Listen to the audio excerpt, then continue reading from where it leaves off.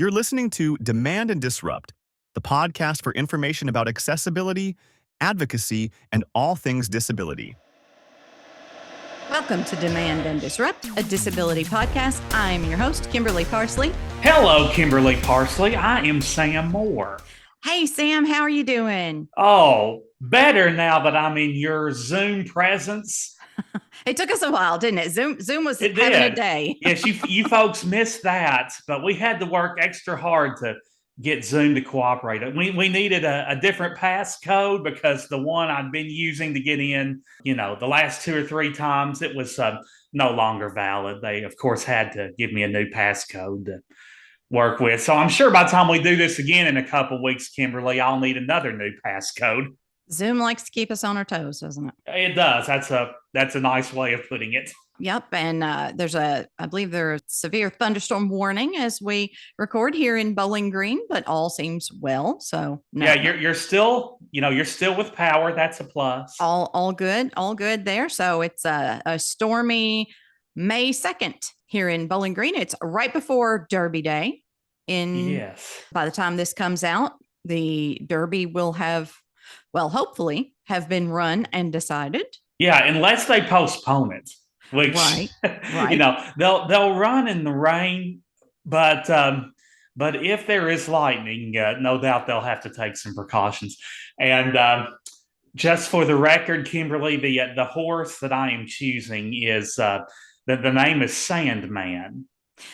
Okay, now you're putting that out there, and so it's going to be on the record. So I'm putting that out there. It's not Sam Man, but it's close. Now, do you?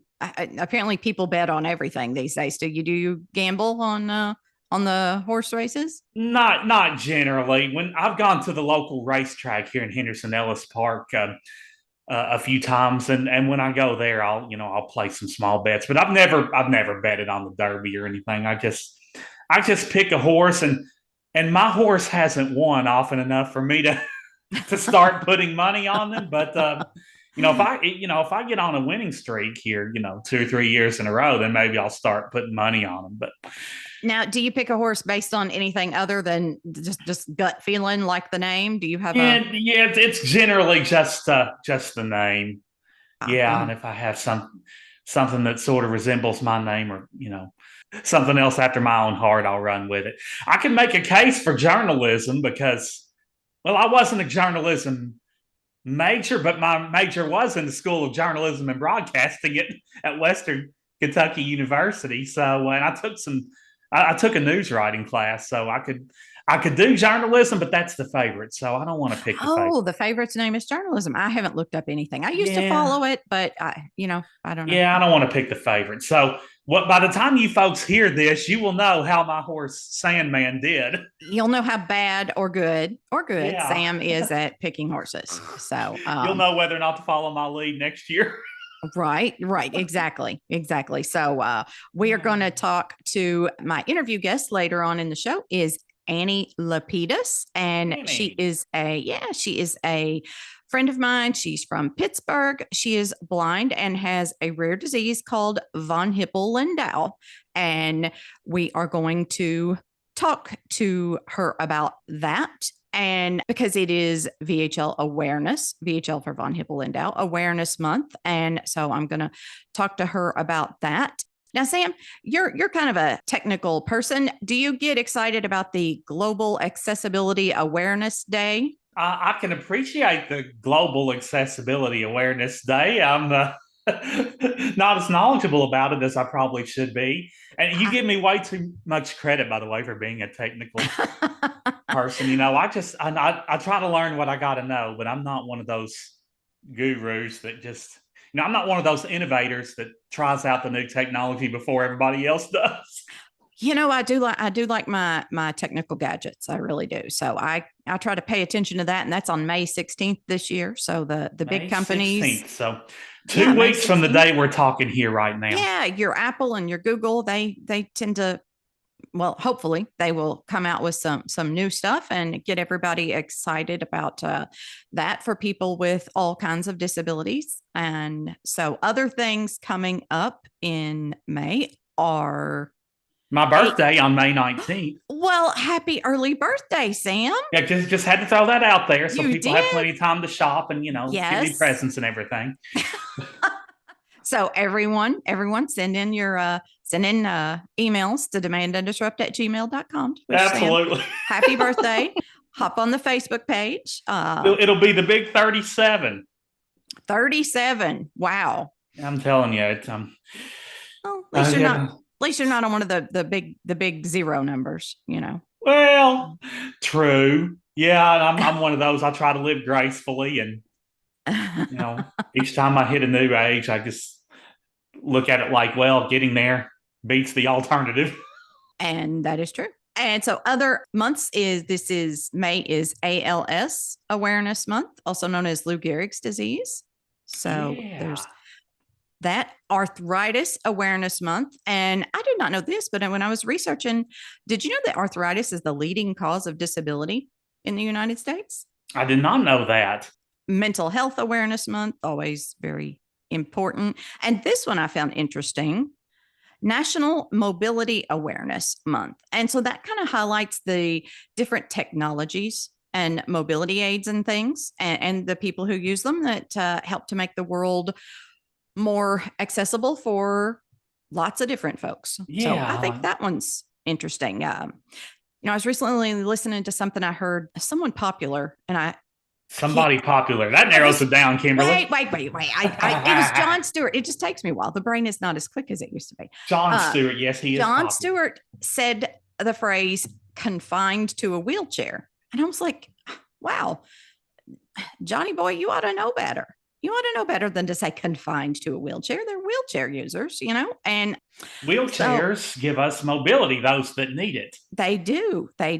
So it just highlights how important it is that we have Mobility Awareness Month. So yeah, those with wheelchairs are mobile. They are. Because of the wheels. Yeah. Below them. So I wrote into Jon Stewart and let him know. I'm sure he'll be appreciative of that. Did you send him an email? Oh yeah. I'm always up in everybody's business. That's just how I roll. That's what I do. I'll be listening and see if he mentions Kimberly Parsley from Bowling Green, Kentucky. I doubt it. But maybe he won't say confined to a wheelchair anymore. Maybe he just won't let that word. Right, maybe he just won't use that word again. Exactly. And, his podcast today, the weekly show with Jon Stewart, had our own Governor Andy Beshear on.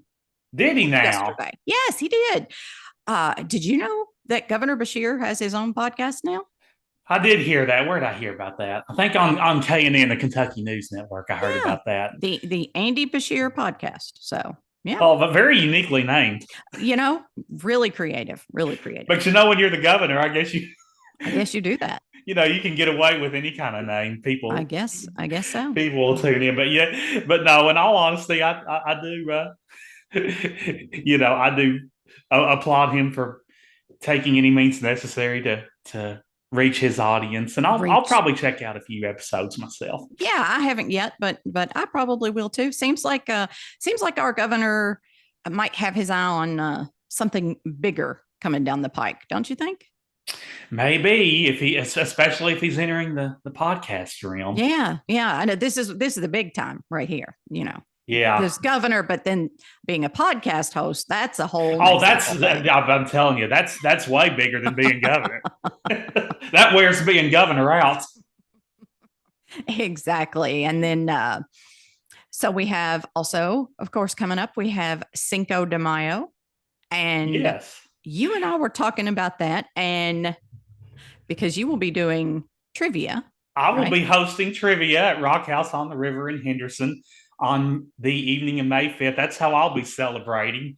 But anyhow, hopefully a number of people will be playing and enjoying just enough margaritas to have fun, but not too many that they can't, concentrate and excel in trivia. Kimberly, a lot of people think that Cinco de Mayo is the date of Mexico's Independence Day, but that's in fact not true. Mexico's Independence Day falls on September 16th every year. Uh-huh. So we got a little ways to go. So what is Cinco de Mayo then? What are we? I mean, I think here we're just celebrating like Mexican American heritage, Yeah, and the French is, the French army's victory over or the Mexican army's victory over the French army on that day in the Battle of Puebla. That's what I was trying to retrieve off the air here. Funny how being on air brings out the best in you. But it was the Battle of Puebla on May 5th of 1862. Oh, see, the Mexicans' victory. So, yeah, learning so much. That's what we're celebrating on Cinco de Mayo. Interesting, a couple of weeks coming up, lots going on, and interesting show coming up with my interview. You all stay tuned for my interview with the very, very awesome Annie Lapidus. Welcome to Demand and Disrupt, a disability podcast. I am here with my good friend, Annie Lapidus. Annie, how are you? I'm doing great, Kimberly. I'm so happy to be here with you. Thank you so much for joining us. We are going to talk about you, but we're also going to talk about von Hippel-Lindau because May is von Hippel-Lindau Awareness Month. And I don't think most people know what that is. So tell me, what is von Hippel-Lindau, or VHL for short, and about your VHL journey in particular? All right. So VHL is a disease that both Kimberly and I have. It's a genetic disorder. There's actually a VHL gene, and it's a tumor suppressant gene. And there's something wrong with that tumor suppressant gene in us. And so we create lots and lots of tumors in our body. And since it's genetic, that means it's lifelong. So we have to do a lot of just management and constantly checking to see if there's new tumors. So, I mean, I feel pretty familiar with the inside of an MRI in a doctor's office, right? Yeah, exactly. Yep. All right. And so here's the thing. VHL affects 10 different organs. And so I had to write them down because that is a lot. Here we go. I don't think I could name them all. Okay, so brain tumors. Check. Spinal cord tumors. Check. Check. Okay, yeah, just check. Eye tumors. Check. Kidneys. Check. Which I have cysts, not tumors. I have had kidney cancer. So yeah. If we were, I don't know, what would this be, like a drink shots every time, or? I don't know if we'd make it through. Yeah. Or it'd be a pretty funny podcast. Yeah, it would get different real quick, wouldn't it? Yeah, it would. All right. So where are we? Okay, so we're at kidney cancer. Mm-hmm. We have the pancreas. Mm-hmm. And the adrenal glands. That's a bad one. That's renal cell carcinoma.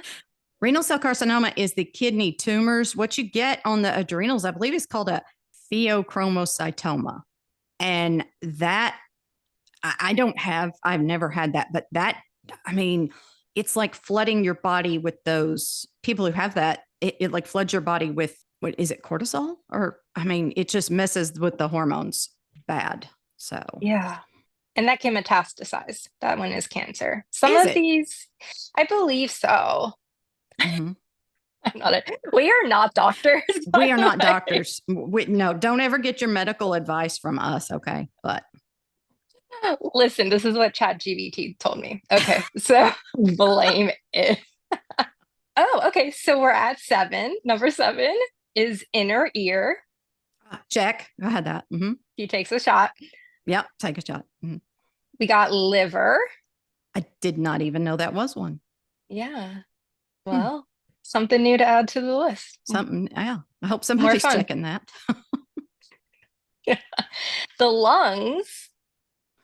Okay. Wow. That metastasizes quickly, apparently, as well. Huh. Wow. And then the reproductive organs. Right, right. I did know about that. Yeah. So it's very involved. I call us tumor farms. Yes. We just grow them, grow them, grow them. So tell me about your journey with VHL, because I actually don't know if I know about this. Annie and I are, for listeners, are obviously friends. But so tell me, I actually don't know about your journey with VHL. So tell us about that. Yeah. So I was diagnosed with VHL when I was 12 years old. So I went to the eye doctor because I wanted contact lenses. Very concerned about my appearance. Did not want to wear glasses at age 12. Womp womp, right? So as I was, with the technician doing these, getting the contact lenses and learning how to put them in, the eye doctor pulled my mom aside and was like, I see something pretty bad in the back of her eye on her retina. So quickly, I'm talking within the span of 2 days, I had laser eye surgery. I went into an MRI and had my brain scanned and my spinal cord scanned, and then we got the results back immediately, and eyes, brain, and spine all had tumors. Oh my gosh. Now, this is genetic. Did your parents, do they have VHL? They do not. So I am something called de novo, and there's a good number of us that are de novo, and it just means we're the first in line to have it, which I'm very grateful for that my parents do not have it. You're de novo, right, Kimberly? I am right. Yeah, my parents Mhm. don't have it either. Yeah, and there's an increasing number of us. Yes. So, which is weird, and I don't think anyone knows why that is exactly. But something's in the air, something's in the water. Who knows? Yeah, something is somewhere, definitely. So, wow, that must have been terrifying for your parents and you. Yeah. I mean, talk about a bummer day, right? Indeed. Yeah. And I went to NIH then, still at the age of 12, and they formally diagnosed me with VHL. Had to go through all of the tests, but they decided pretty much immediately that I needed brain surgery. Oh my God. At And 12. so, I might have been 13. Who knows? That there was a birthday in between there. Happy birthday, me. Too young for brain surgery. Right. Yeah. So yeah, I'm early teen years having brain surgery at NIH with Dr. Oldfield. Kimberly, do you know I Dr. do. Oldfield? Dr. Oldfield is from Kentucky, guys. He has passed away, but he was an awesome, world-renowned neurosurgeon, and he was from Kentucky originally. And so lots of us know him, and he's been our surgeon for brain tumors. So we all have beautiful scars on the back of our heads from him. Yeah, we do. We do. Yes, thankfully from him. He is a great surgeon. He was very good. Yeah. He was great. And so I guess from there, it got less dramatic for a number of years. And I mostly have been asymptomatic, fortunately. The brain tumors, spinal cord tumors really have not caused too much problems, right? The eyes, however, that's where I'm the tumor farm. Absolutely. Lots of tumors in my eyes. And, I think I was shielded. I think my parents shielded me. I think my doctors shielded me. And the idea of losing my vision, like, I don't want to say it didn't cross my mind, but I don't think it really crossed my mind as a thing. I was just excited to get out of school to go to the eye doctor all the time, you know? Really? Yes. I mean, I'd rather be there because it wasn't a painful thing necessarily, right? Lots of laser surgeries, but you don't feel those. I mean, and that's where the resilience comes in, right? Like we are resilient people because we have to be. Right. Yeah. Yeah. So yeah, I lost my vision when I was 24. Mm-hmm. I mean, here's the thing. I don't want to tell like a pity story, but I also want to say what's real, right? Yes. Yes. So because this has impacted me in a, negative way. It has changed like my quality of life and what I expected for my future. And I always wanted to be a lawyer. I was living in Chicago at the time, and I was studying for my LSATs, the law school admission test. Mm-hmm. And literally, while I'm taking a practice test, I like looked down, and all of my vision like went away, and I was like, "What?" And I lifted my head back up, and it was cool. And I was like, "Oh, okay, I'm cool." You know how you just deny. But yes, Whoa. so that's what happened. And within a couple of days, I was like, this is not a good thing. I cannot deny this anymore. And so I came back home And home to is home. It was my parents' house in Ohio, so where I was okay. raised in Mm-hmm. Ohio, and had a barrage of eye surgeries, which, did not work because the tumors were stronger. Yeah. Yeah. Yeah. So was it like a retina detachment situation? Is that what had happened? Yes. Yeah. Yes. Mm-hmm. And it was like a over and over and over retina detachment. So I'd have like laser surgery after laser surgery. And like I said, I thought no big deal. But each time you do that, of course it's going to deteriorate.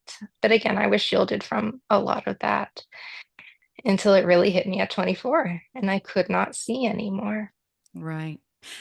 And that is how VHL, I think, works. I think, what is it? There are like a third of the people with VHL right now are blind or visually impaired. Really? Yeah.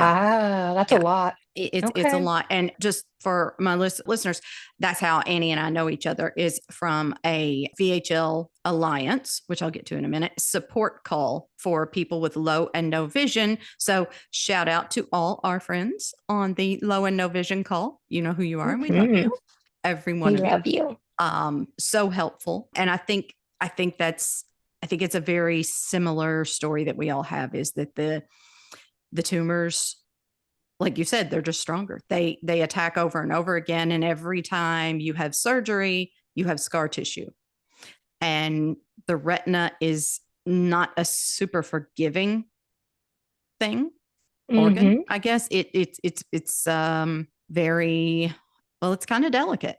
And, over and over and over again, it's just the retina detaches and it tears. Now, I believe nowadays they have better techniques, I think, for retina surgeries. Hmm. But Yeah, we're talking 90s with me, so I hope so. I yes, sure hope yes, so. Yeah. mine, yeah, and I heard it described though one time as removing, retina surgery is like trying to remove a sticker from tissue paper.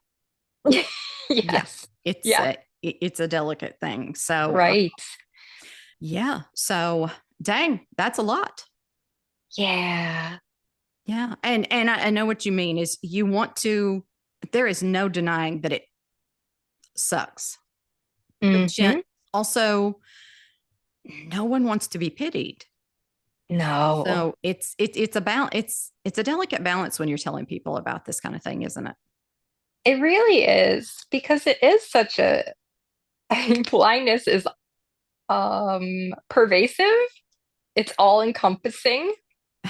It Yeah. is not something that I can just take and put in my pocket at any point, right? It is something that really changes the way in which you navigate the world in every aspect. Mm-hmm. That sounded pitiful. It's no, it's not. It's like, and we have lots of blind listeners to the show, and they'll understand that it's you you do your thing and you're just going through your life and you're just living your life. And then you run into a door and damn it, there's blindness, just Yep. Yep. Sure is. I know, seriously, like when we all pass away, like I want them to study our dented skulls and just see all of the things we have run into. Yes, all the The my smacks. shins and my brow bone. I ran my head into everything, I swear. I told Michael I want steel-toed socks. I want to wear socks, but I don't want to, break toes anymore. So I got you there. Yep. So we spoke a little about the VHL Alliance in the beginning. So tell me about the VHL Alliance and what that is. Okay. So the VHL Alliance is the overarching organization that helps people with VHL. So I actually have their mission statement, and I'm going to read that. It's short. You're so prepared. You're so prepared. I wanted to be a lawyer. All right. So the mission of the VHL Alliance is improving the quality of life and health outcomes for VHL patients, families, and caregivers, with inclusive community building, connections to excellent education and treatment options, and advancements in medical research. That's a lot, right? So, yeah, I mean, what that I think comes down to is they are connecting with doctors and scientists to try and find treatments, trying to find cures. And then they're also helping us folks with VHL navigate this disease, which, as we kind of talked about earlier, is something that we have to scan. MRIs, CT scans. I mean, these happen every 6 months, sometimes every 3 months, and just check our tumors constantly. But the thing is that doctors don't know about this disease. I'm generally telling my doctors, like, hey, I need an MRI scan here, write this out and write it like this, Yeah. Which is a funny thing to do. It's a power switch, but we have to advocate for ourselves for sure. Yeah, the Alliance does everything from, they hold medical symposiums around the world for researchers to come together and share what they've learned, to educate doctors and surgeons and things about VHL. And I think they convene like a tumor board, to say, okay, here's the situation we have. A doctor can say, here's a situation I have with a patient. I want to bring it before, all these other doctors to help figure out the best course of action, the best treatment option. So, that's amazing. And then at the same time, they're holding support calls so that we can connect to each other and say, hey, is this symptom weird? And so we can say, I'm in Utah or whatever. Where's the closest place that knows about VHL where I can get my care? And they're connecting us with people to answer those questions. So I will put a link to vhl.org on the show notes, and anyone who wants to look it up can look it up. And I know they're holding a walk on May 17th and to raise money. So I will not be walking. I walking is not a thing I do unless it's, really, really necessary to get somewhere. So just for funsies, it's not a thing I do. Yeah. The able-bodied people can walk. Right. We appreciate them doing that for us, but me and you said we'll. But again, not for us. Not for us. No. Right. We'll have a talkathon. I think we talked about doing something like that. So, so law school sadly did not work out for you so you knew which is a Yeah. shame because you would be great at it. Thank you. And now you are a yoga instructor. You are many things. One of the things you are is a yoga instructor. This I know because I am still sore from doing yoga with you yesterday. Yeah.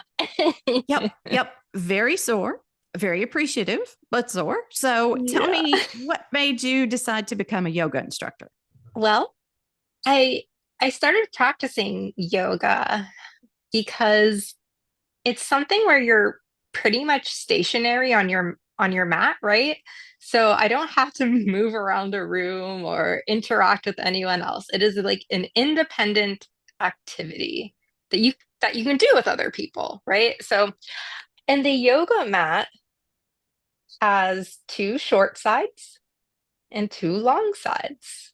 And so that is, you know, I can be in that area, that small area, and feel safe and feel like I can move and understand, like where to place different parts of my body in alignment with that mat. So it is a little bit, harder. It's a lot harder. It's a lot harder than, people who can just watch the teacher. So Yes. Oh, yeah.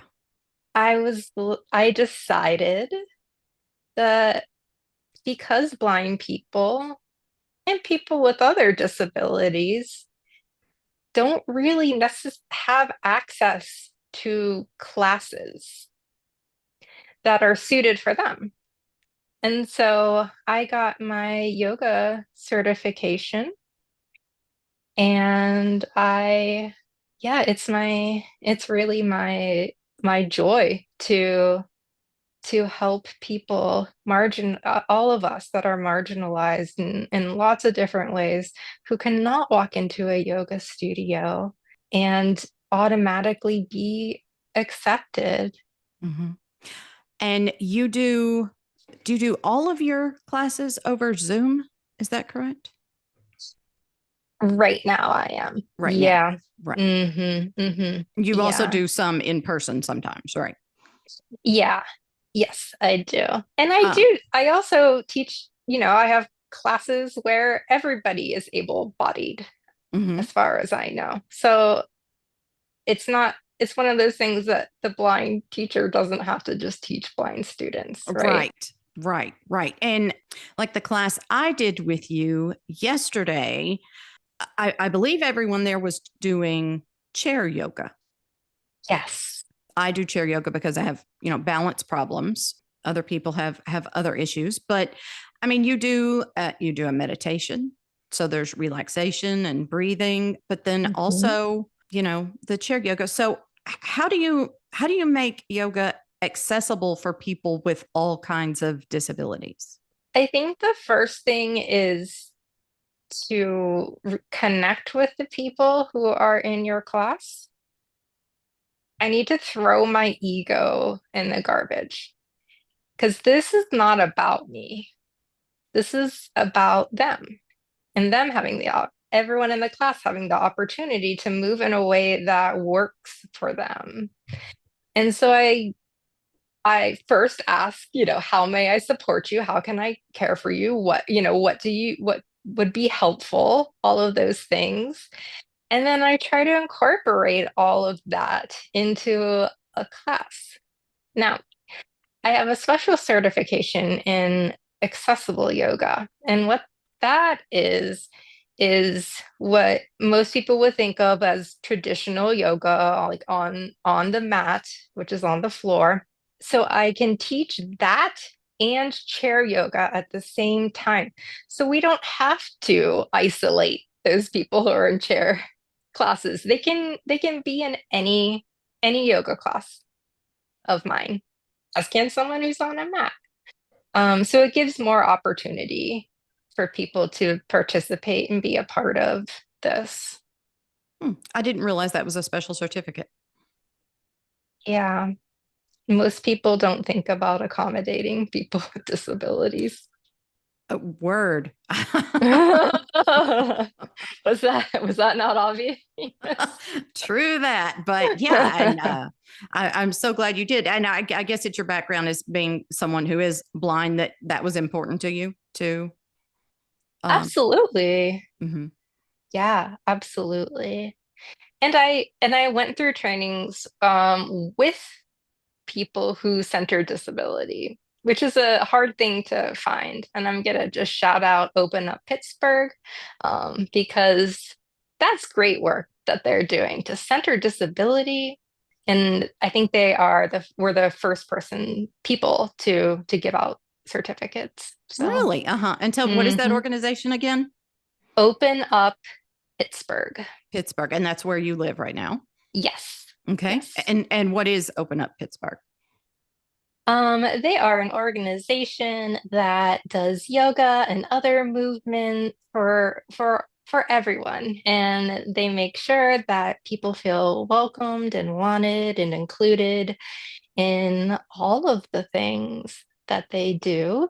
They have what they call instead of walkathons, they have a walk, roll, and stroll. That's awesome. Yeah. Awesome. Yeah. So I mean, that alone just shows they think about the stuff and they care. So shout out to them. Mm-hmm. Mm-hmm. Yeah. Yeah. Before I had the class with you yesterday, you texted me and asked a question, and I believe you texted me and my answer was something like, just do whatever and I'll adjust accordingly. And you messaged back, no, we do not just adjust accordingly. This is not what we do. Not in this space. You tell me what you need and it will happen to the best of my ability. And that was amazing, and it's great for those of us who don't get that everywhere, Right. It's really great.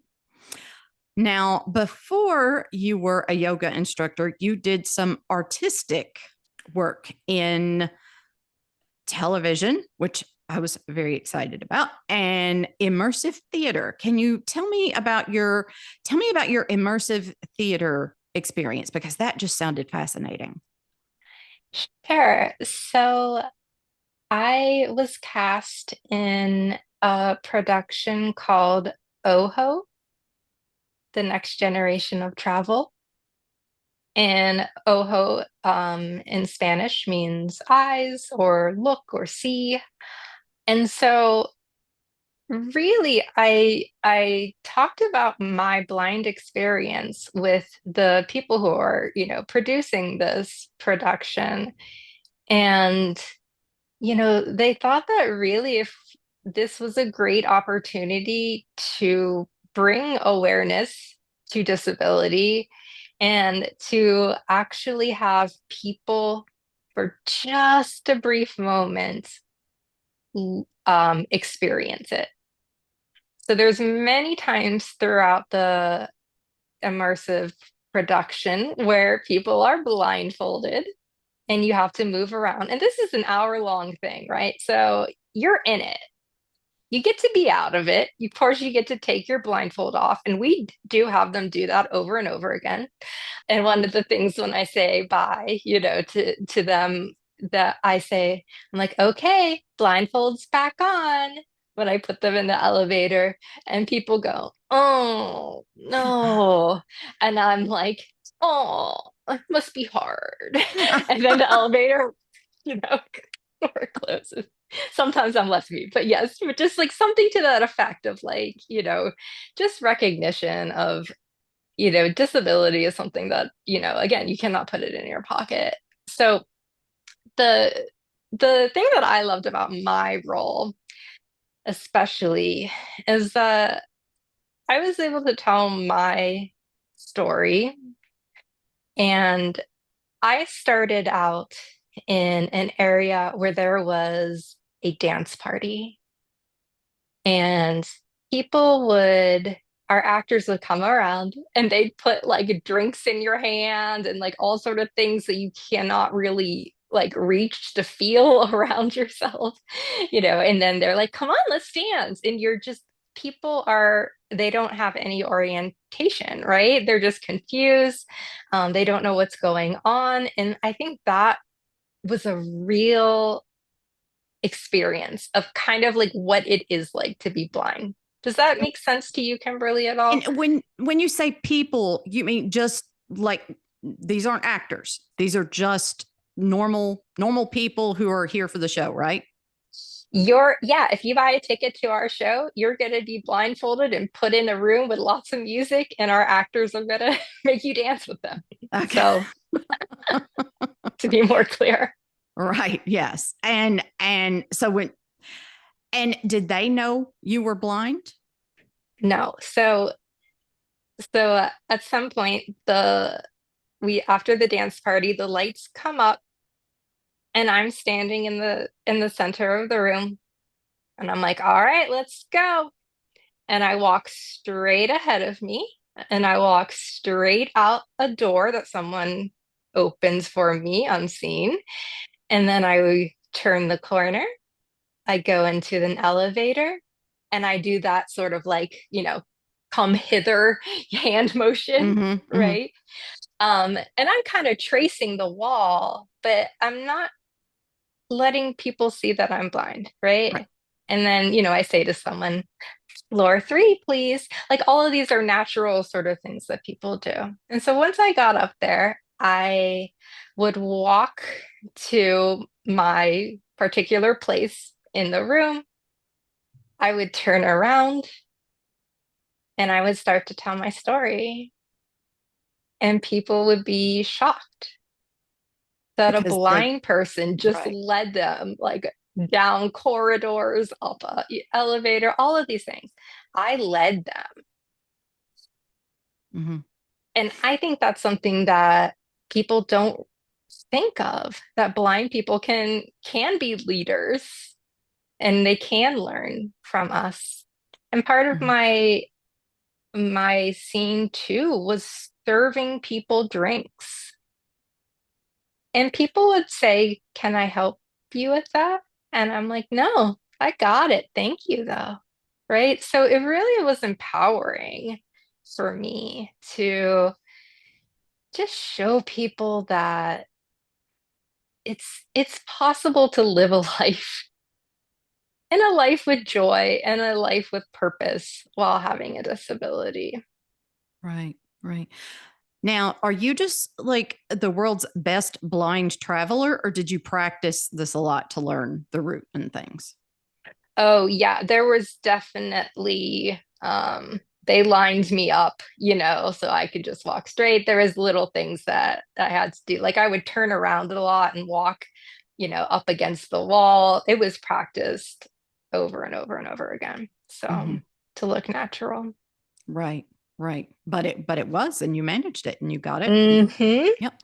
Was it weird to walk around without a cane? Did you feel like and you're a guide dog user. So yeah. Did it seem weird to you? Were you like, I don't know, discombobulated, I guess?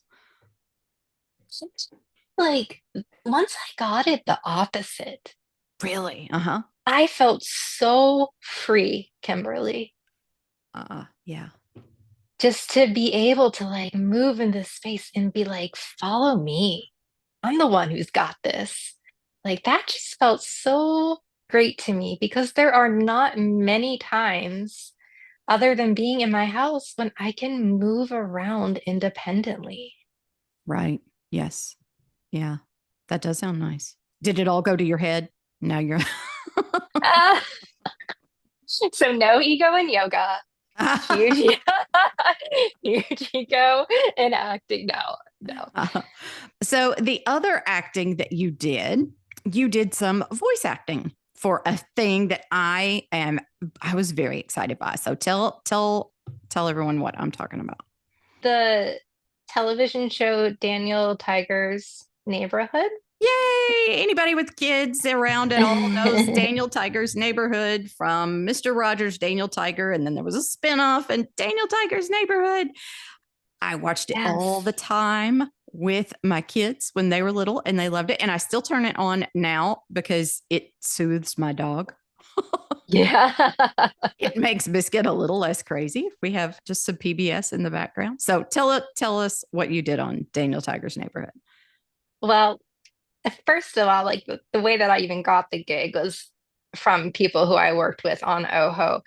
But just a side note, I do live in Pittsburgh and I live in the same in the same neighborhood that Fred Rogers lived in. So Isn't I that literally live in Mr. Rogers' neighborhood. that is amazing. That is Right? amazing. Right. And so it was more than voice work. It was video as well. And it was just this really fun experience where the theme was help your neighbor. And Uh-huh. so, a kid came over and was just kind of helping me, said, "May I take your grocery bag? Do you want me to check your mail?" Those sort of things that are just courtesies, but they're Mhm. huge when you're disabled, right? Right. Yes. So just teaching kids to be more kind and more understanding of people that may not look like them or move like them. So that felt cool. That felt important to me. Yes. And do you remember the name of the episode? Yeah, it's looking for Snowball. Looking for Snowball. And Snowball is a kitty cat, right? I believe so. Yep, a kitty cat that one of the characters lost or got out of the house or something. There's like an intermission kind of in between those stories, and that's Right. when my be a good neighbor part came in. Right. So tell us how important the support organization like the VHL Alliance that we've mentioned, how important has that organization been to you, aside from the obvious of connecting you with me? I mean, and I say this with all honesty, like that has been life-changing, right? To connect with a friend who can understand me in this way that You're no one adorable. else can. You're adorable. It is really a great group. So tell me about the Alliance and your experience with it. Sure. So the VHL Alliance really helped me. I had contacted them, oh gosh, I mean, somewhere between 5 and 10 years ago. I was just Googling something that I just had a question about with VHL. And I saw that they had a like one-on-one coaching program. And so that was very helpful to learn like tips and tricks of, how to navigate the system, but more so how to care for yourself, be kind to yourself when, because this disease is hard, right? So that coaching, then she said to me, "Why don't you lead a yoga class?" And so, it's like how sometimes when you make connections and you meet new people and then you make new connections and on and on and on, right? And here I am doing your podcast. But the thing that really the VHL Alliance helped me with was that, like I said, doctors do not know about VHL. So I was using my PCP to write all of my scripts to get like MRIs and all the things, all the scans to make sure, these tumors, see how much they're growing, if they're growing, if I have new ones. I was doing the wrong tests. I was Really? completely doing the wrong tests. Yeah. Because I Mm, just kind of went off of what I always did in the 90s. And right. well, things have Think changed. things have changed. Yes, exactly. Right. And so they taught me, actually you need to do this or that, and this is another test that you need to do. And it really like it gave me sort of the roadmap of how to navigate this disease in a way that is much more efficient. And they have these things called CCCs. Help me out here, Kimberly. Clinical care centers. Thank you. Yeah. I knew I'd forget that. Okay, so clinical care centers, which are places throughout the country, maybe the world, I don't know, where people know VHL and they can connect you to all the doctors. And guess what? 5 minutes from my house is a clinical care center. So, Really? I mean, my But you did goodness, not know lucky that. me. Did not know that. Wow. I was getting I was getting my MRIs like in the same building. My incorrect MRIs in the same building. And I just did, I mean, not to hate on my PCP. I mean, they just don't know, right? No, they just don't know. They just don't know. So yeah, so I now have a point person who writes all my scripts. She did a bunch of her fellowships or, training, medical school training. She kind of focused on VHL. And so she gets it and she knows what scripts to write. And she, changed my doctors and said, you need to see this person instead of that person because that's not quite exactly what you need. And so, I mean, that was what a change that was to have all these new doctors who, again, don't know everything about VHL, but they know a heck of a lot more than most. And so I feel much more supported in this cycle that we go through, right? Every few months. Yeah.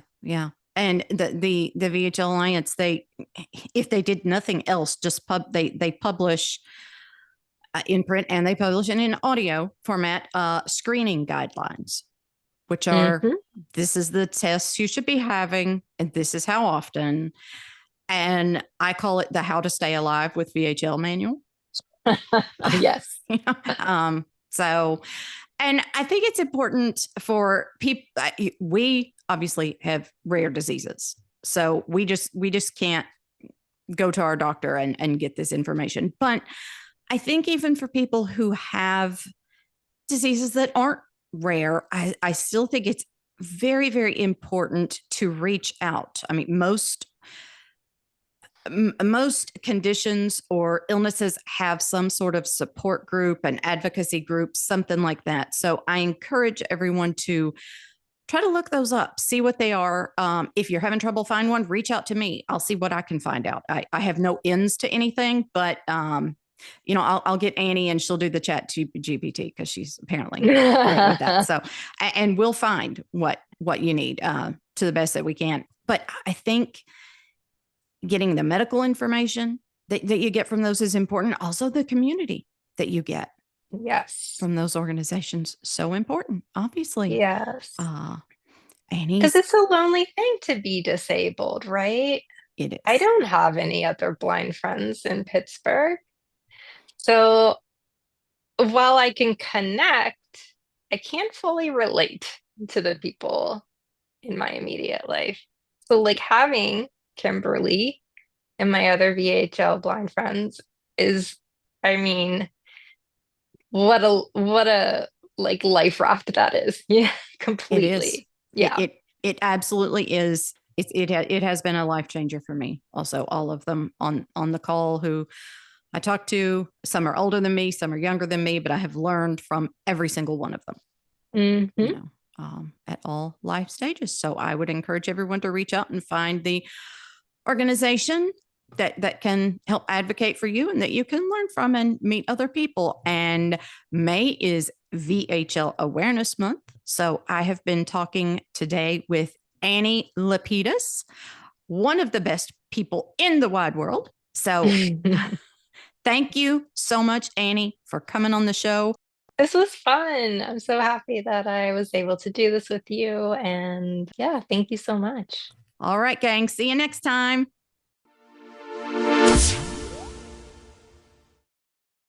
Demand and Disrupt is a production of the Advocado Press with generous support from the Center for Accessible Living based in Louisville, Kentucky. Our executive producers are me, Kimberly Parsley, and Dave Mathis. Our sound engineer is Michael Parsley. Thanks to Chris Ankin for the use of his song, Change. Don't forget to follow or subscribe so you never miss an episode. And please consider leaving a review. You can find links to our email, and social media in the show notes. Please reach out and let's keep the conversation going. Thanks, everyone.